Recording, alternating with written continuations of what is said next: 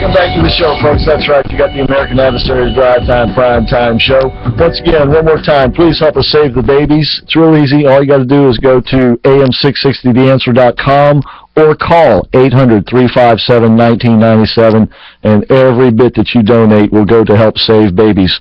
It'll go to help pay for sonograms. It'll go to help pay for technicians. It'll go to help pay for the rent in the buildings. It'll go to help do good things. 800-357-1997, am660theanswer.com. Once again, we have Colonel McKnight in the studio with us today, the chairman of the board. That'd be Mike McBath, and we also have two of our sponsors in the studio with us today. Mike Bass, a new sponsor, who is a financial planner and advisor, and no matter where you are in life, you can use his services. Mike, what's your phone number if somebody wants to reach you? And by the way, of course, you can hear it in his commercials. It's 407-767-7800. 407-767-7800. So check him out, and he'll certainly give you some great advice. And, of course, if you need any advice on your automobile, if it happens to be a Mercedes-Benz, Jerry of Jerry's Mercedes-Benz is the man to talk to. Just found out he's got some Florida State Seminole ties that go back a long way. Tell our audience what you just told Colonel McKnight, if you would, there, Jerry. Well, I was saying my dad kicked the first field goal ever kicked at that school, and was it good? Yeah, it was good. I'm sure it was. But back then, you had meat helmets. You play with no face guards and stuff. And Dad was always, he was missing his teeth for that. Yeah, well, some people may not know that he's missing his teeth now. That's great. Florida State originally was an all-girls school. Yep. And Dad went there the first year. They went co-ed. Smart guy. He was smart. Everybody said, "Hey, why would you go there?" It's like 10 to 1. Right. Really good. Yeah. They still got some pretty good-looking women go to that school. But so your dad and Lee Corso. He held the ball for my dad back then, and he's been to my shop a few times. I've talked to him. Who was the coach back then? Do you remember? Nugent. A guy named Nugent, huh? Yeah. Not Ted Nugent. Not Ted Nugent. Different kind of guy. Cat scratch. No, it's funny because I think it's Tom. We played Florida State back in '68 in the Gator Bowl, and it ended up a 17-17 tie. And that was like we were ahead, I think, 17-0 at halftime, and then we went to sleep, and then they came back, and it ended up 17-17. But my dad played his last year was 58.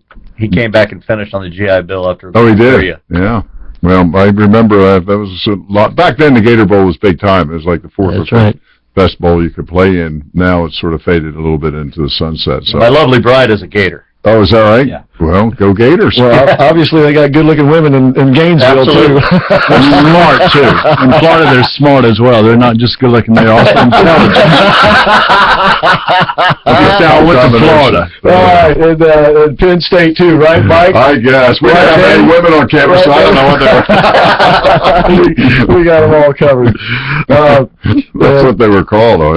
Yeah, real quick, though, before we go any further, Rick Pitino is one of the great all-time basketball coaches and of course he's now coaching at Louisville, but I guess there's a big tell-all book coming out. No, I think it may be out this morning. It hit the news, and I think Rick's going to be finding himself a little bit of trouble, and they were interviewing the young lady who wrote it today, and you want to talk about something embarrassing.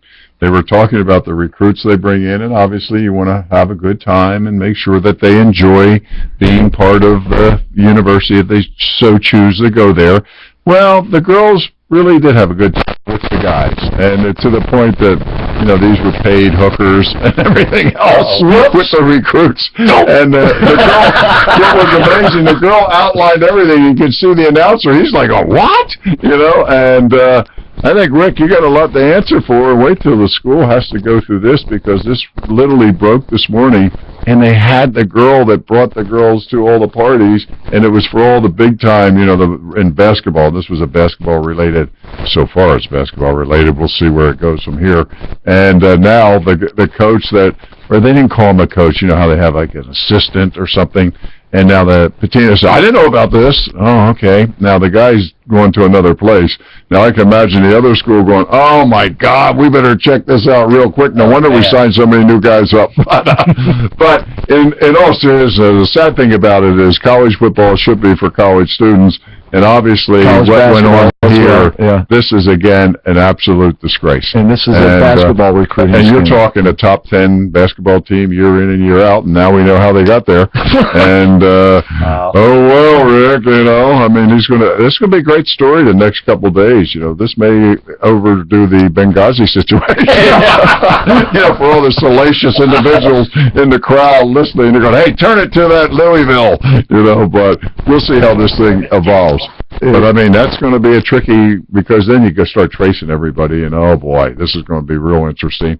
Well, we just beat their football team by 20, so obviously they didn't get the same benefits on the football side. Well, they didn't get the but you got better recruits. How'd you get them, Danny?